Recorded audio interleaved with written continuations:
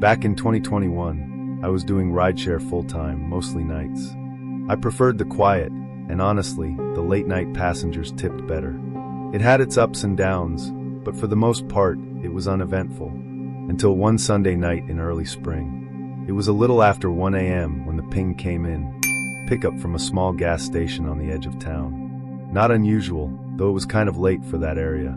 The rider's name was Emily, and the destination was about 15 minutes away, listed as a residential street I vaguely recognized. Looked like one of those older neighborhoods with wide lawns and tall, leaning trees.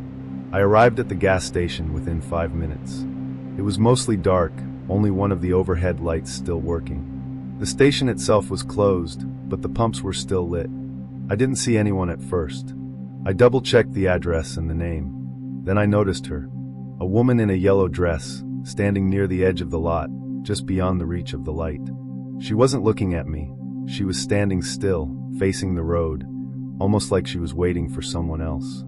I rolled down my window and called out, "Hey, are you Emily?" She turned slowly and nodded, then walked toward the car. She opened the back door and got in. No luggage, no purse, no phone in her hand. Just that yellow dress and pale, bare feet. I remember thinking, barefoot in April? It had to be in the low 40s. Still, I tried to be polite. "How's your night going?" She didn't answer at first. She was staring out the side window, her face expressionless. Eventually she said, "Sorry. Just tired." Her voice was soft, hollow almost.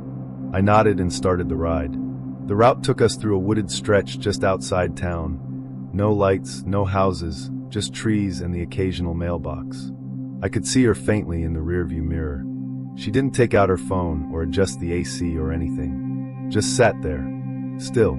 After a couple minutes, I tried again. "So, you headed home?" She nodded, but said nothing else. Something felt off. She wasn't drunk. She wasn't high. She was just distant.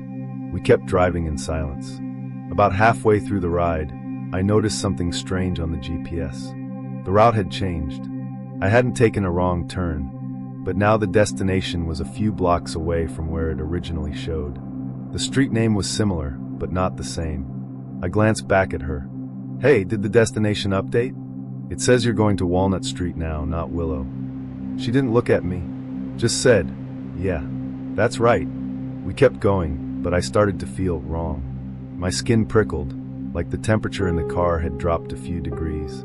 I checked the climate controls. Everything was normal. Then I looked up and saw something that made my stomach tighten. As we passed under a street lamp, I caught a clearer glimpse of her in the mirror. Her dress wasn't yellow.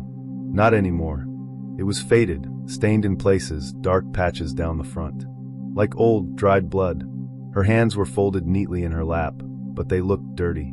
Like she'd been digging in soil. I tried to stay calm, but my heart was starting to pound. 5 minutes left on the ride. We entered the neighborhood. Old houses, some with boards on the windows, most with overgrown lawns. No lights on. No people. Not a single car parked on the street. The house we stopped in front of looked abandoned. Peeling paint, shutters hanging off the hinges, tall weeds crawling up the porch steps. "You sure this is the place?" I asked. She finally turned her head and looked directly at me. Her eyes were wide and completely gray, no visible pupils, like the color had been drained from them. She said, "This is where I died." My blood turned to ice. "I'm sorry, what?" She smiled just a little. "I was waiting for someone to take me home." Then she opened the door and stepped out, barefoot, silent, and walked slowly up the broken pathway to the house. The door was slightly ajar. She didn't knock. She just went inside. The moment she crossed the threshold, the porch light flickered on for half a second, and then went out. I sat frozen, staring at the house, too afraid to move. After a minute, I tapped the app to complete the trip, but the screen was blank. No trip found, no rider name, no fare, no record. It was as if she'd never existed. I drove home in silence that night, gripping the wheel tighter than I ever had. I didn't take another ride for 2 days. When I finally had the courage to look up the address she gave, I found a forum post from 4 years earlier. A woman named Emily had been found dead in that house. Murdered. Her body discovered by the new owners when they'd started renovations. She was wearing a yellow dress when she died. I still drive Uber, But I never pick up at that gas station anymore, and I don't drive past Walnut Street. Not at night. And if I ever see a woman in a yellow dress, standing barefoot in the dark, I won't stop.